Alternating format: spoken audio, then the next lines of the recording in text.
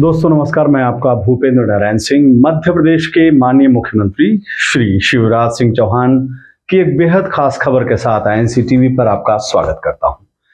शिवराज जी ने इंदौर में आयोजित प्रवासी भारतीय सम्मेलन को सफल बनाने के लिए पूरा जोर लगा दिया था, लेकिन आखिर में नौबत यह आ गई कि उन्हें भरी सभा में मेहमानों से माफी मांगनी पड़ी।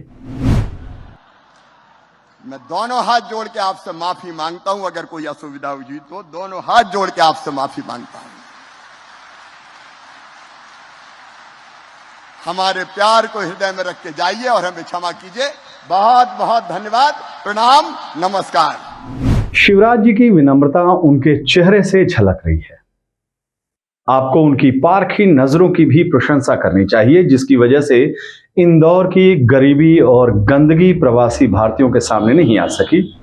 जिस तरह खास मौकों पर मोदी जी गुजरात की गरीबी और बदहाली को चादर और तिरपाल से ढक देते हैं, उसी तरह शिवराज जी ने भी इंदौर की गरीबी और बदहाली को ढक दिया था। शिवराज जी के इन प्रयासों की तारीफ बीबीसी ने इन पंक्तियों के साथ की है। शहर के कई हिस्सों को लोहे की चादरों से ढक दिया गया था। समारोह स्थल के आसपास के कई मोहल्लों में लोगों ने कोविड के समय हुए लॉकडाउन जैसी स्थिति को एक बार फिर महसूस किया। समारोह स्थल के नजदीक के मोहल्लों को चारों तरफ बैरिकेड से घेरा रखा गया। शिवराज जी के इन प्रयासों से प्रवासी भारतीयों को इंदौर का केवल चमकता चेहरा दिखा, लेकिन अपने कुछ खास लोगों ने उनके सारे किए कराए पर पानी फेर लिया। दरअसल आयोजन स्थल पर प्रवासी भारतीयों के बैठने के लिए जो कुर्सियां रखी थी, उन कुर्सियों पर बीजेपी के नेता गणों और अधिकारियों ने कब्जा जमा लिया।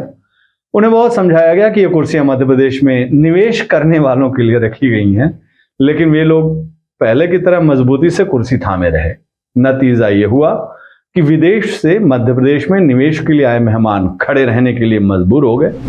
कुछ लोगों ने विरोध किया तो उन्हें बाहर का रास्ता दिखा दिया गया और विदेशी मेहमानों को रोकने के लिए जिस तरह का बैरिकेड लगाया गया, उसे आप बीबीसी की इस तस्वीर और खबर में देख सकते हैं।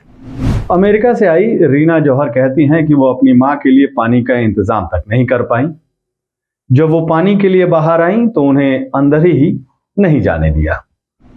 कुछ ऐसी ही दास्तां बाकी मेहमानों की भी रही। किसी को बैठने की जगह नहीं मिली, किसी को हॉल में नहीं घुसने दिया गया, किसी को खाने को नहीं पूछा गया, किसी के साथ धक्का मुक्की हुई तो किसी को सलाह दी गई कि वो आराम से अपने कमरे में बैठकर टीवी पर कार्यक्रम को देख ले। अब वो लोग सवाल उठा रहे हैं कि जो शिवराज सरकार सूचना देकर आए 3000 लोगों के बैठने तक की सही व्यवस्था नहीं कर पाई, वो उनके निवेश को कैसे सुरक्षित रखेगी। ये सबसे बड़ी बात है। अतिथि देवो भव का नारा दिया था। क्या ऐसा होता है मेहमानों का स्वागत? वो भी तब जब आपको पता है कि कितने लोगों ने रजिस्ट्रेशन किया है और कितने लोग आपके समारोह में पहुंचे हैं। फिर भी ऐसी बदइंतजामी, इतनी बेइज्जत हुए हैं, हम कह नहीं सकते। अमेरिका से आए हमारे दल में बहुत से लोग ऐसे हैं जो निवेश करने का मन बनाकर आए थे, मगर अब वो सोचने पर मजबूर हो गए हैं। मैं दोनों हाथ जोड़ के आपसे माफी मांगता हूं। अगर कोई असुविधा हुई तो दोनों हाथ जोड़ के आपसे माफी मांगता हूं। हमारे प्यार को हृदय में रख के जाइए और हमें क्षमा कीजिए। बहुत बहुत धन्यवाद, प्रणाम, नमस्कार। मध्य प्रदेश के मुख्यमंत्री शिवराज जी की माफी का ये नायाब अंदाज सोशल मीडिया पर सुर्खियां बटोर रहा है। उनके इस अंदाज पर आपकी प्रतिक्रिया का इंतजार रहेगा। नमस्कार।